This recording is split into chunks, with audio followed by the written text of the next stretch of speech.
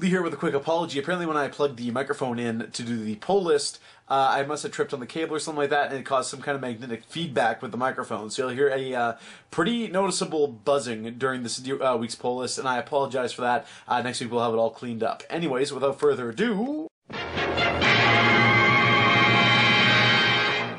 Hey, Lee here with the poll list for October 3rd, a very chilly October 3rd, might I add, with the poll list presented by longboxradio.com. We are out of the zero-issue month. September is over. We're heading into issue 13s for spooky October. So here it is. So Action Comics number 13 coming to us from Grant Morrison right there. Starting a new arc off. Keeping on this book, keep myself in the loop with Superman. That cover is kind of strange. Superman looks weirdly proportioned. Never mind his face, but look at his waist and stuff. It's, I don't know. Something's off. Anyway, also he's just got no package whatsoever, but whatever. Who's looking there anyways? Earth 2, we're going on to, speaking of packages, Alan Scott, Green Lantern, and Grundy facing off in this one here. I am dropping World's Finest. I'm going to stick on Earth 2. It's just been an interesting book, moving at a pretty good clip. Writing's been fine, some really cool, interesting stuff, and I'm a sucker for alternate universes and stuff like that, as Flashpoint actually last year really... or 2 years ago at this point, really kind of proved. I love the hell out of Flashpoint for that reason, where everything's just all messed up. So that's what that gives me right there. That's Earth 2, issue 5. Moving on to Fairest, of course. We got a beautiful Rapunzel on the cover there, wearing next to nothing. Actually, no, she is wearing nothing. So yeah, there's that. It's coming to us from Lauren Bukes. Sorry if I'm pronouncing that incorrectly. Last issue was a one-shot, super cool stuff. And the book's kind of coming into its own, just being about the different ladies of the Fables universe. So there it is. Super cool cover, super cool book. Enjoying that one. Moving on to DC, we have Swamp Thing number 13. I'm thinking of actually dropping this book sometime very, very soon. The only reason I did actually pick up 13 and didn't just stop at the zero issue was Yannick Paquette is back on art. So you pulled me back in. I tried to leave and you wouldn't let me. So Scott Snyder, Yannick Paquette, the original team that started Swamp Thing in the New 52, that made it as awesome as it was. They're back. Hopefully Yannick Paquette sticks around for a while because it's awesome stuff. So Thief of Thieves number 9, kind of a thick book this week, and that's of course Kirkman as Asmus as well. I liked issue 8. Nick Spencer's no longer on the book. He's not doing the screenplay. It's just there it is. So. Lots of people involved in this book, so super cool stuff. If you like, thief kind of con stuff like that, slow burn at first, and those first issues I think are very expensive now too. So until a trade comes out for 1 to 6, it's going to be actually very hard to suggest that book to anyone unless they have hundreds of dollars in cash looking to spend on a single book. So, anyways, $6.95, Amazing Spider-Man coming to us from Dan Slott. And a bunch of other people. I think there's some side stories in there. Well, it's a pretty thick book. So apparently this is where Marvel now starts. I've heard. Through different reviewing outlets, so kind of start to get seeds of what's going to actually go down in the Marvel universe for their reboot, as it were. So there it is. Thankfully, no longer dealing with Alpha, so I'll probably enjoy the book. Man, that was terrible. Anyways, what do you got here? We have the Academy vs. X Kids in a flag football game. Okay, sure. So this is the second last issue of Avengers Academy right here, guest starring Wolverine and the X-Men. Yeah, sure. I guess this book really could have ended in the last issue. We're just going to spin in place for a couple issues. Why not? So there it is. I don't know what else to say. I mean, it's clearly not pushing the story forward anymore. They're just waiting for Marvel Now to happen. So, whatever. AVX number 12. It's finally over. Jason Aaron and Kubert, of course, bring us the final issue.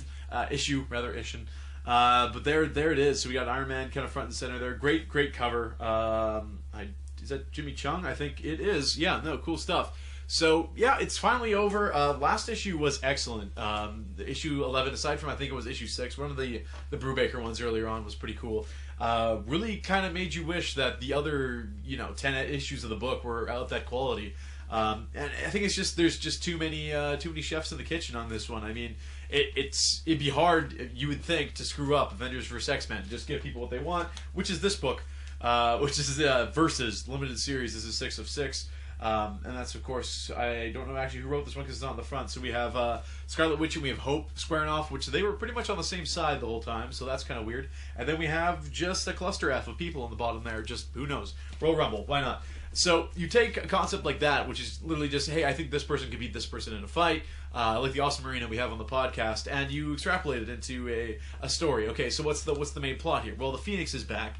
And that's something that's kind of been, prophesized in the Marvel Universe for a long time. It's like, oh man, eventually the Dark Phoenix will come back because it was a super popular storyline back in the day. So it happened, and I don't know. I'll have to read this. We'll talk about it more on the podcast. See how it wraps up, moving into Marvel now and stuff like that. But last issue was really good. So if this one keeps up that momentum and finishes with a bang, I might just forgive it. Daredevil, End of Days. I had no idea what this was until I grabbed it this morning. It's Bendis. We got Alex Maleev doing the cover there, if I'm not mistaken. It doesn't have his name on the front, but I'm fairly sure. I apologize if I'm incorrect about that. It's a limited series, 1 of 8. I don't know what this book is about. It's separate from the main Daredevil book. It's winning all kinds of accolades and awards. Alex Maleev cover art. There you go. I know my boy.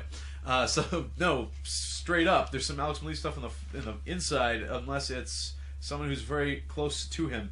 That's super cool. Okay, so yeah, look for the review of this book on the next podcast, because as of right now, I don't know what it's about. But Daredevil's always good times, right? Right? Bendis and Daredevil, awesome.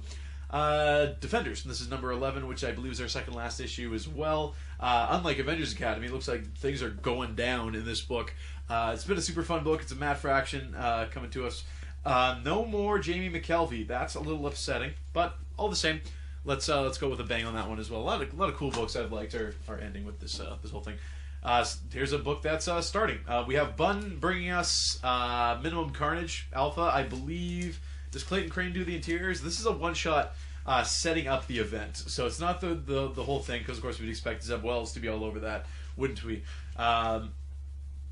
Cool stuff. No, it's definitely not Clayton Crane. Okay, so, whatever. Chris Yost is also taking over writing. Chris Yost does... he does Scarlet Spider, if I'm not mistaken, so that makes sense. And Bunn's currently on Venom, so... Yeah, well, that suddenly makes sense. So there it is, Minimum Carnage. This is Alpha. When I read the solicit for it, I thought it might involve the character Alpha in some way. That's not the case. This is just how things get kicked off. So there you go. Looking super forward to it. All the Carnage little miniseries that Marvel have done over the past couple of years are amazing. So that one should be no different. This is the preview book for this month. Of course, we have The Talon on the front there by Scott Snyder. I had Justin at the comic book store be a little interested that I didn't pick up the Talon 0 issue. I mean... I don't know what happened with that. I mean, yeah, it was great. It was a great Batman storyline. Scott Snyder knocked out of the park. It was a great thing for the New 52 for Batman to verse a new adversary rather than pick from the huge rogues gallery he's accumulated over the years. And then DC just beat it into the ground. Just put these Talons and everything, give it their own book. And I don't doubt that Talon is a great book on its own merits. I think we just need to stop before we oversaturate it and ruin a good thing, as it were. So on the back also we have Hellboy in Hell. Makes sense. Death Was Only the Beginning. Dark Horse is bringing some Hellboy on us. So yeah, I'm gonna have to take a flip through this. There we go. The Marvel Now preview. That's a thick book actually.